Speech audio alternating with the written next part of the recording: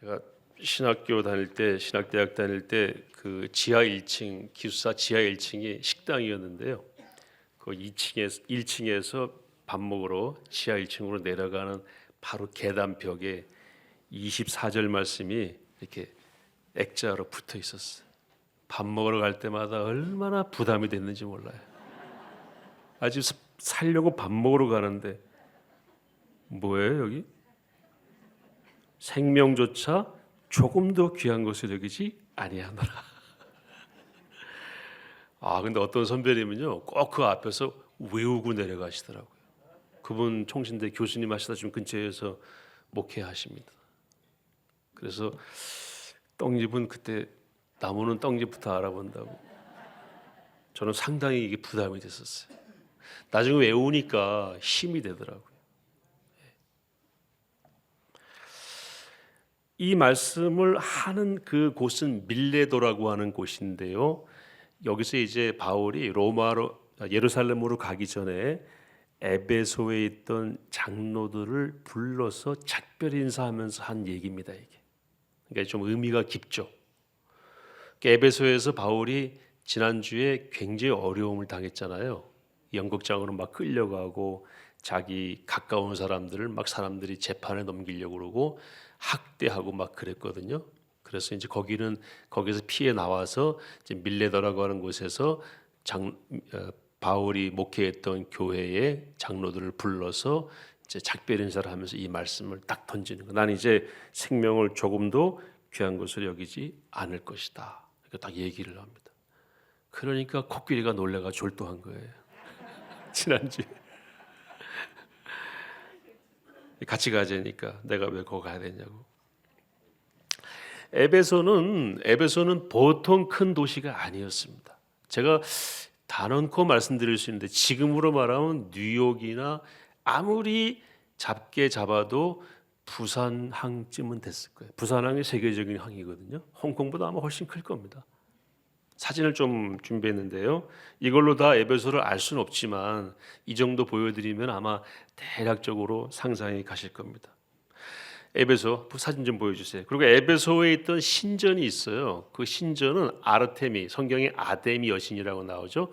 그 신전은 세계 7대 불가사의 중에 하나입니다. 사이즈가 너무너무 커서 어떻게 이걸 만들었을까 하는 게 불가사의잖아요.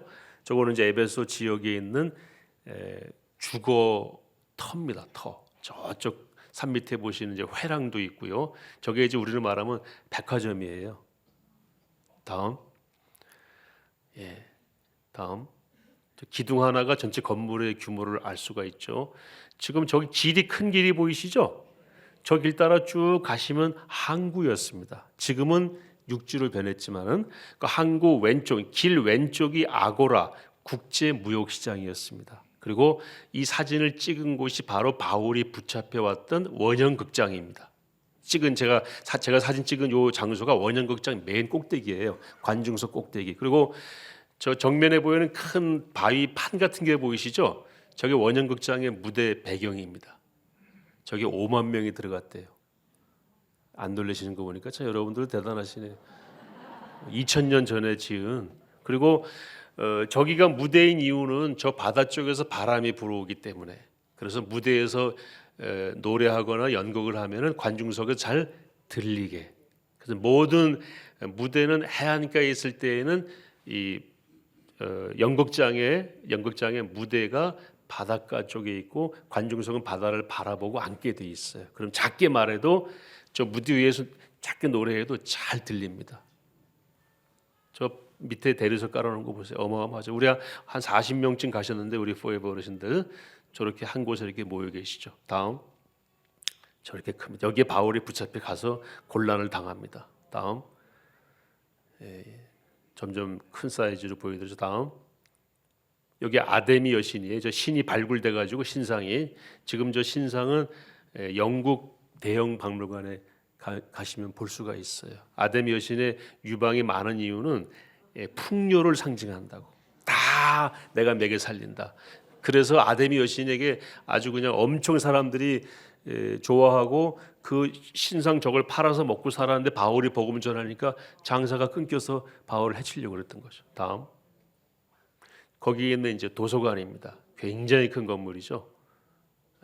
다음 저게 도로예요. 도로 양쪽을 아까 말씀드린 대로 주상복합 그 마트 거리입니다. 이게.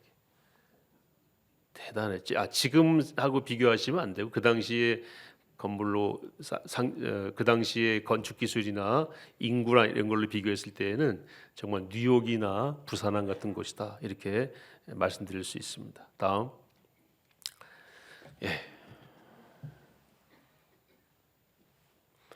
바울이 여기에서 교회를 개척하고요 디모데를 세워서 목회를 하게 합니다. 디모데가 거기 에베소 교회 담임 목사였습니다. 사도 요한도 여기서 목회합니다. 사도 요한이 목회했던 교회도 에베소에 있는데 거기에 써 있는 것이 요겁니다. 하나님은 누구시라? 사랑이시라. 거기에 호데우 아가페이 에스틴 이렇게 써 있어요. 하나님은 헬라어로 사랑이시라. 우리 교회가 이 말씀 그대로를 가지고 있죠. 그리고 에베소에서 목회했던 디모데에게 바울이 쓴 목회 서신이 디모데 전후서입니다. 거기에 에베소에서 목회하는 디모데에게 바울이 쓴 편지인데 저기가 이제 항구이고 문화가 발달했고 사람들이 많이 모여 사니까 아까 말씀드린 대로 아데미 여신 그리고 물질이 풍요해서 타락했어요. 타락한 상징도 많이 있는데 그건 제가 보여드리지 않았습니다. 그래서 바울이 디모데에게 목회 서신을 쓰면서 이렇게 강조합니다. 다른 교훈을 가르치지 말라. 신화와 끝없는 족보에 몰두하지 말게 하라. 에베소 교인들에게. 왜냐하면 거기가 어떤 곳이니까 어리석은 신화, 아데미 여신, 돈이 많아가지고 여러 가지 타락한 것들이 많이 있으니까 너 제대로 가르쳐라. 그렇게 얘기했고요. 디모데전서 4장 7절에 망령되고 허탄한 신화를 버리고 경건에 이르도록 내 자신을 연단하라 이렇게도 강조했고요. 왜냐하면 바울이 에베소를 잘 압니까 모릅니까? 잘 알죠. 여기서 죽을 뻔도 했는데 교회도 개척하고. 그리고 다른 교훈을 가르치지 말며 신화와 끝없는 족보에 몰두하지 말라. 이게 이제 신화는 그리스인들이 로마인들이 족보는 이게 또 유대인들이 좋아해요. 족보 따지는 거 좋아하고 이 둘 다를 다 좋아하는 게 한국인입니다. 옛날 일 엄청 따지죠. 이거 우리한테 하는 말씀이나 마찬가지예요. 디모데후서 3장 5절에 이렇게 말합니다. 이렇게 바울이 교훈합니다. 경건의 모양은 있으나 경건의 능력은 부인하니 이 같은 사람들에게서 내가 돌아서라. 디모데후서 3장 12절 무릇 그리스도 예수 안에서 경건하게 살고자 하는 자는 박해를 받으리라. 바울이 경험하는 바죠. 거기서 바울이 만난 예수님을 이제 전하니까 바울이 어려움을 당하게 된 거죠. 아까 제가 우스갯말을 말씀드렸지만 정말 코끼리가 놀래 졸도할 정도로 절대 따라갈 수 없는. 근데 바울이 계속 이런 서신을 쓰면서 다시 복음 전하러 언제까지요? 내 생명이 끊어지는 그날까지.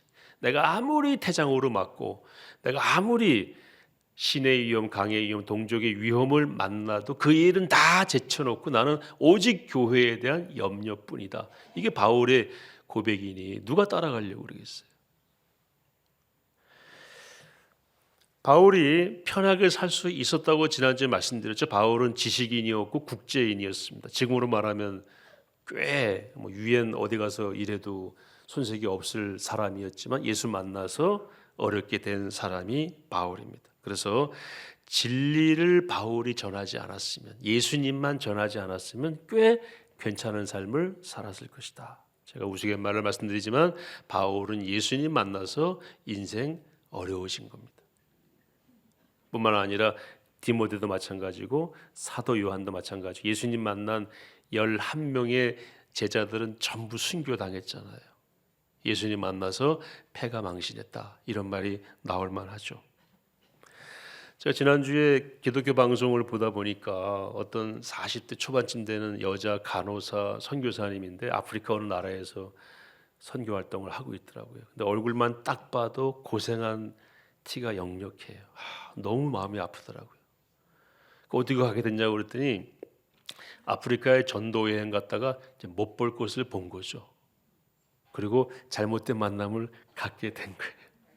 거기서 아프리카 사람들, 특별히 죽어가는 어린아이들을 보고 성령님의 강력한 내면의 음성을 들어버린 거예요.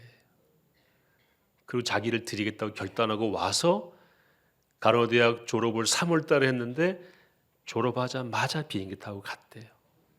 지금까지 고생하는 거예요. 그래서 그분이 얘기하는 거 보니까 자기 손에서 살린 사람보다 죽어간 사람이 더 많대요.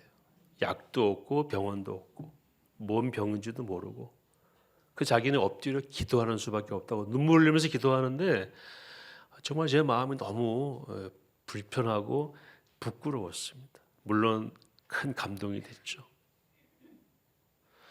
하나님께 쓰임 받는 사람은요, 하나님께 쓰임 받기 위해서 예수님을 만나고 성령님의 인도하심을 받게 되면은 그때부터 이런 일이 생길 수가 있습니다. 제가 우스갯말로 말씀드렸죠. 못 볼 것을 본 거죠. 근데 그분에게 물어보세요. 이거 후회하느냐고요? 절대 후회 안 한다고. 너무 감사하다고. 그러나 그 과정에 뭐가 있습니까? 예수님 만나고 성령의 인도하심을 받으면 세상에서 볼 때에는 대결자가 덤벼들고 반대파가 생기게 되고요. 그 다음에 고통을 당하게 됩니다. 하나님 뜻은 무엇입니까? 나를 따라오면은 고통이 사라지고 모든 사람이 너의 편이 되고 그런 것은 없다. 나를 따라오면은 어떤 일이 있다? 결박과 환난이 기다릴 것이다. 그러므로 그리스도인의 삶은 결박과 환난이 없고 모두가 내 편인 편안한 삶이 우선이 아니라 그런 삶이 아닌 것이 아니고 그게 우선이 아니라 무엇입니까? 진리 따라 사는 것이고 예수님 따라 사는 것이죠. 그렇게 하다 보면 뭘 당할 수도 있습니까? 어려움을 당할 수도 있다. 찬송가 596장 진리 따라 살아갈 때 어려움도 당하리 이거죠.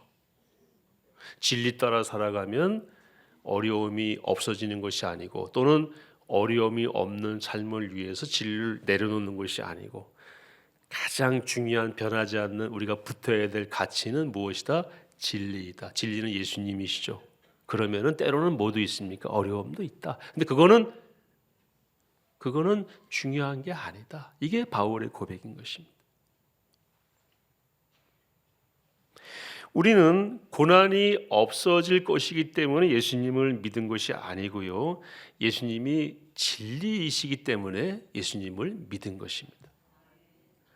예수님을 믿지 않으면 지난주에 보여드렸던 휘트커 가문의 이야기처럼 우리 인생이 뭐하기 때문에 망가지기 때문에 잘못된 매뉴얼을 보고 기계를 작동하게 되면 기계가 어떻게 됩니까?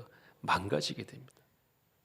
그래서 우리는 선택의 여지가 없이 우리를 창조하시고 지금도 우리를 다스리시는 우리의 왕이신 예수님을 따르는 것입니다. 그렇게 된다면 세상에서는 모두 경험할 수 있다? 어려움도 당할 수 있고 때로는 결박과 환난이 기다릴 수도 있다. 근데 그거는 문제가 아니다. 아멘이십니까? 그럼 우리는 된 거예요. 이런 사람들을 세상이 감당할 수가 없습니다. 여러분 교회 다니고 예수 믿지만요. 결박과 환난은 어떻게 해서라도 피하려고 그러고 남이 좋아하는 얘기만 골라서 하려고 그러고 고통이 저기 곧자만 보여도 도망가고 그리스도인의 삶이 아니죠. 그게 바로 뭐냐면은 경건의 모양은 있으나 경건의 능력은 부인하는 자들이다. 경건의 능력이 있으면 이걸 어떻게 해야 됩니까? 감당하는 거죠. 물리쳐서 없앨 수도 있지만 돌파하는 겁니다. 감당하는 겁니다.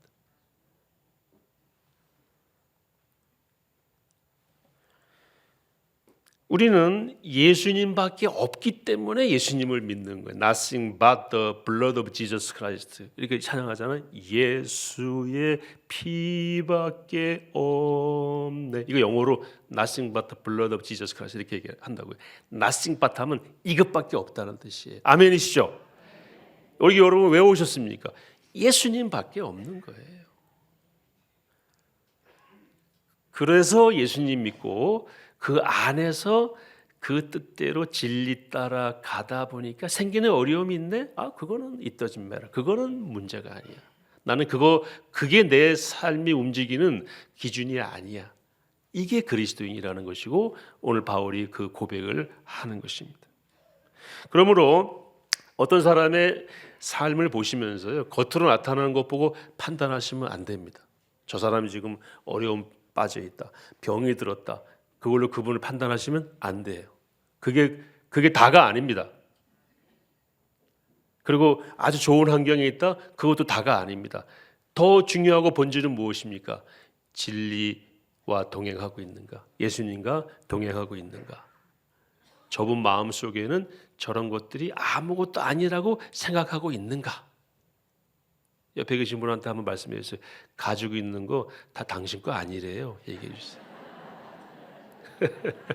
내게 어디 있습니까? 잠시 맡겨주신 거죠. 그러니까 이건 아무것도 아닌 거예요. 감사할 뿐이죠.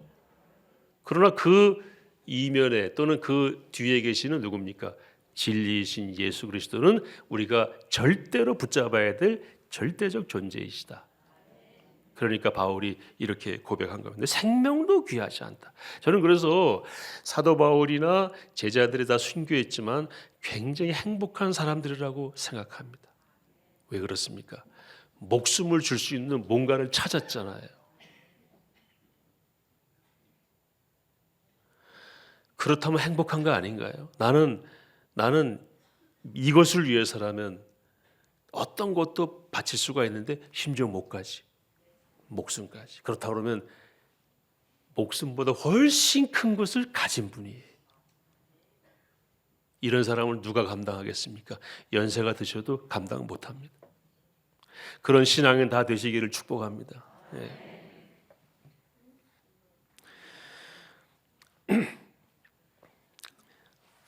바울은 성령에 매어 살았던 사람이고 하나도 자기 뜻대로 생을 산 사람이 아니에요. 죽었다 살아나도 또 다시 그 성에 들어서 복음 전하고 인도하신 대로 갔죠. 그런데 그 성령께서 말씀하시기를 결박과 환란이 기다린다. 예, 성경 잘 보시면요, 결박과 환란이 있으니 피해, 그런 말이 안 나와요. 피하긴 어딜 피해, 그죠? 미리 알려만 줄 뿐이에요. 그것도 바울이 가는 곳곳마다 거기서 말씀하시기를 결박과 환란이 너를 기다린다. 어디 가면? 예루살렘 가면. 그러니까 바울이 잊어버릴 만하면 또 말씀하시는 거예요. 카페 가면, 카페 왔냐? 너 예루살렘 가면 뭐가 기다린다? 결박과 환란이 기다린다. 짬뽕 먹으러 갔더니 너 왔냐? 짬뽕 먹으러? 너 결박과 환란이 널 기다린다. 집에 갔더니 너 왔냐? 결박과 환란이 널, 이거예요. 각 성에서 바울이 가는 데마다 성령께서 말씀하시기를 너 예루살렘 가면 결박과 환란이 기다린다. 가라는 거예요? 가지 말라는 거예요?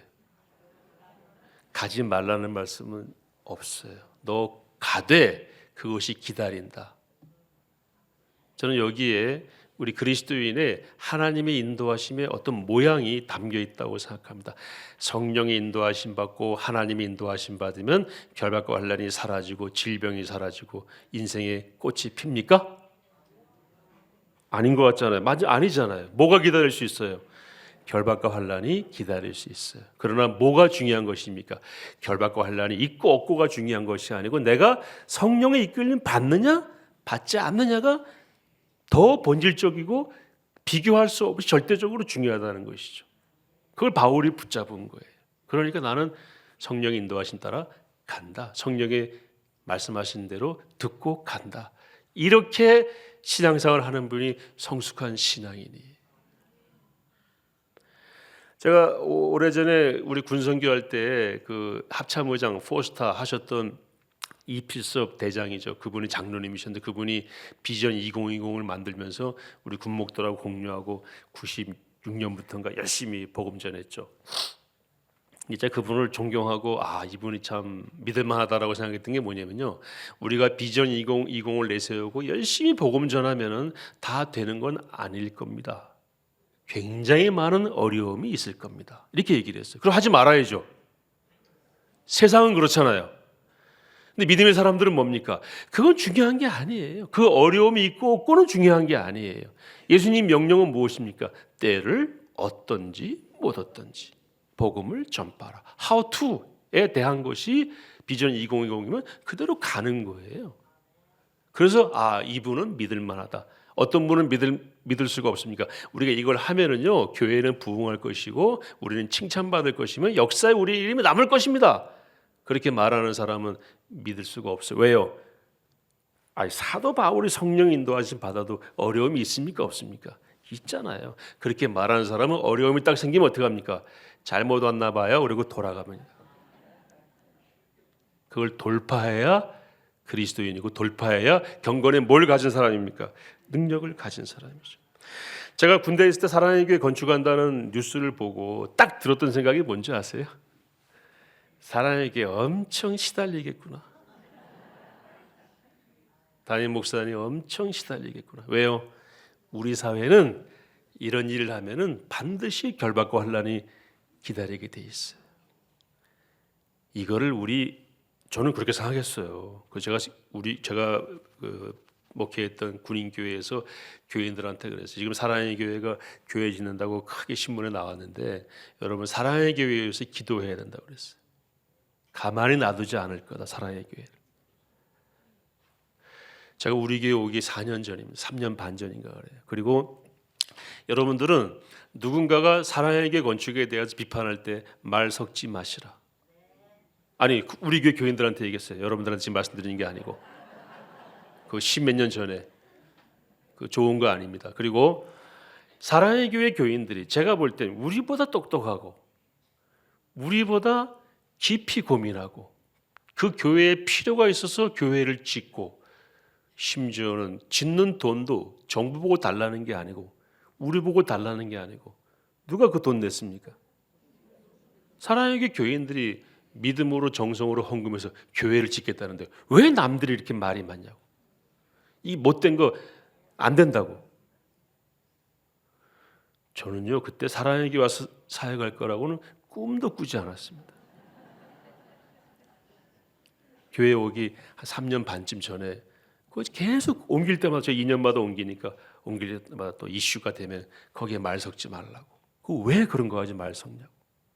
우리가 말 안 섞어도 그 일 때문에 얼마나 많은 어려움을 겪을 것인지 우리가 안 봐도 알지 않냐고. 왜 그렇습니까? 성령의 인도하심 받으면 반드시 그분께서 오시게 돼 있어요. 누굽니까? 사탄이.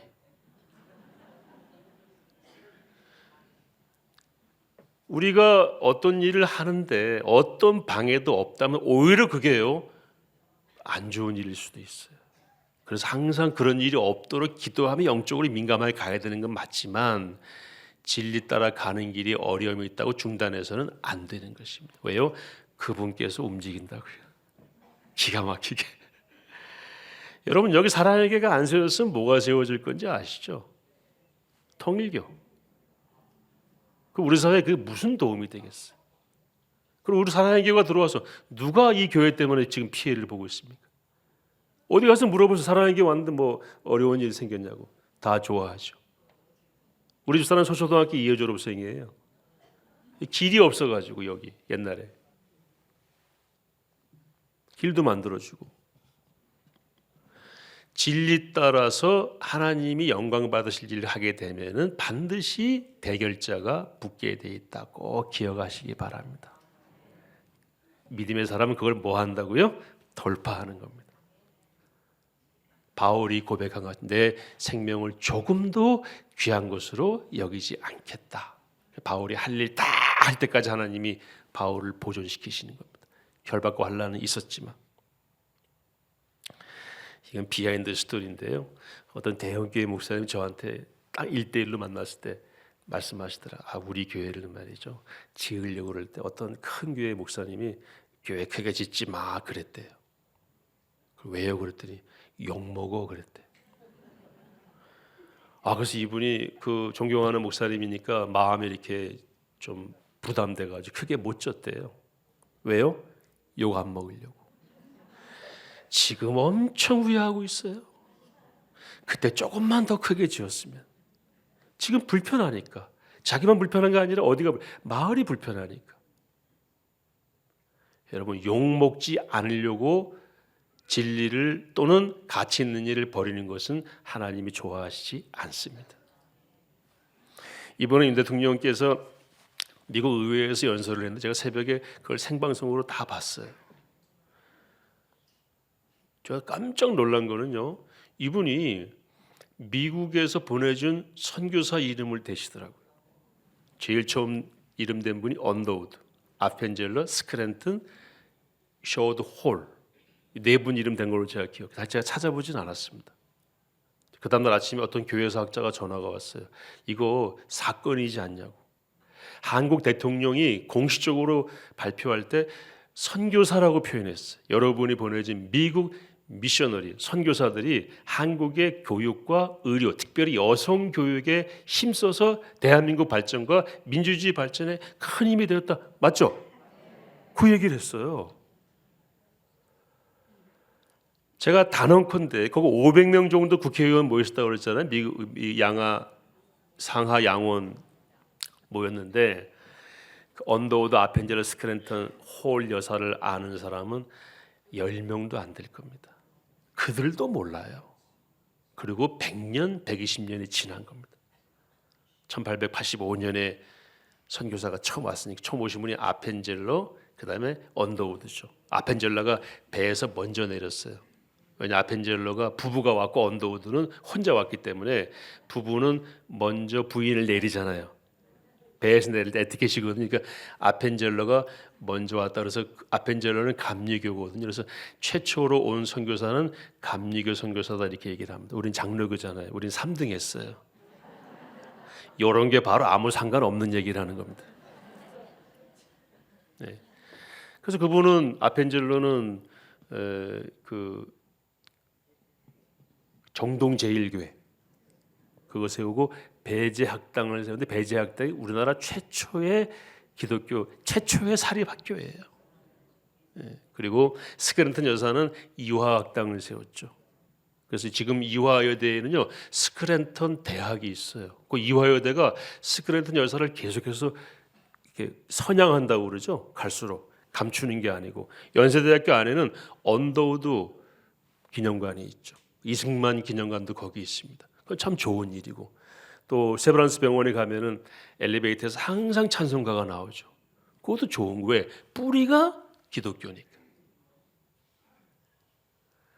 그리고 아펜젤러 이분은 44살에 저기 목포 쪽으로 전도하러 갔다가 배가 침몰해서 거기서 돌아갔어요. 근데 그냥 돌아가신 게 아니고 어떤 여학생이 빠지니까 구하러 들어갔다가 같이 익사합니다. 시신은 아직도 못 찾았습니다. 이런 분들의 이름을 얘기한 거예요. 대통령이 전 세계 앞으로. 또 한 분을 그 이튿날 하버드에 가서 얘기를 했는데 18명의 하버드 출신들이 6.25 때 우리나라로 전사했어요. 그 중에 한 분을 소개했는데 누구냐면은 윌리엄 해밀턴 쇼라고 하는 대위입니다. 이분이 29살에 입대했는데 해군 대위로 입대할 때에 9개월 된 아들, 5살 된 아들을 두고 왔어요. 전사했습니다. 녹번동에서 50년 9월에 전사했으니까 한국에 오자마자 2개월 만에 전사한 거죠. 이번에 가서 그 손녀를 만났습니다. 대통령이. 그거 높인 거예요. 근데 이 쇼라고 하는 이 대위는 태어난 곳이 평양입니다. 1922년에. 왜 평양에서 태어났을까? 1922년에 선교사님들의 자녀예요. 여러분 그림이 그려지지 않습니까? 왜 예수 믿고 복음 전하고 선교하는 사람이 이렇게 불행한 일을 많이 겪을까요? 이게 문제가 아닙니다. 100년 지나니까 대통령이 이름을 불러주잖아요. 얼마나 영광스럽습니까? 그것도 문제가 아닙니다. 뭐가 문제입니까? 하나님이 영광을 받으셨잖아요. 하나님이 그 이름을 천국에서 지금 부르실 겁니다.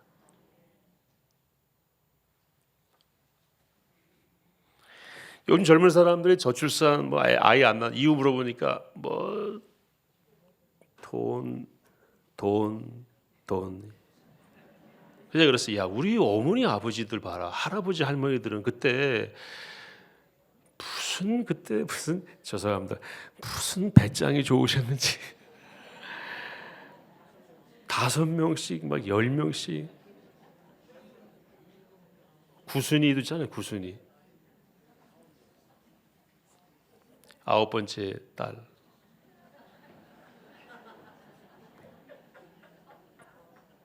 근데 지금은 얼마나 살기 좋은데 돈 없어서 못 낳는다는. 그래서 낳지 말라 그랬어요. 자기 불행이죠. 그래서 우리 딸한테 얘기해.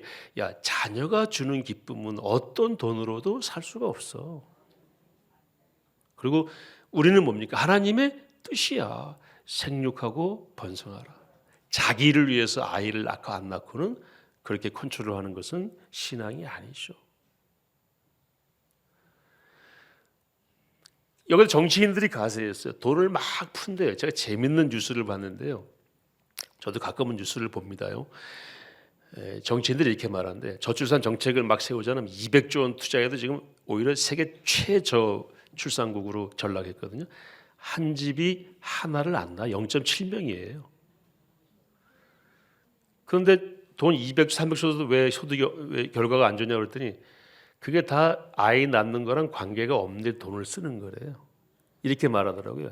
그렇게 돈을 써대면 아이는 안 나와도 표는 나온다 그런데. 이게 될 일이에요? 그러니까 눈에 보이는 유익, 눈에 보이는 불이익, 그게 딱 우리 삶의 뭡니까? 판단의 기준인 거예요. 그러면 됩니까? 안 됩니까? 안 돼. 바울은 하나님의 사람들은 그렇게 살지 않았어. 결박과 환난을 기다려도 진리의 말씀을 증거하는 일을 마치려 하면은 내 생명도 귀한 것으로 여기지 않겠다. 주님 따라가면 바울이 나중에는 참수를 당했지만 사명은 완수하잖아요. 사명을 완수하는 게 중요한 것이죠. 믿음 따라 진리 따라 계속 가심으로 하나님께서 우리 이름을 높이 부르시는 그 이름 속에 여러분들의 이름이 포함될 수 있기를 축복합니다.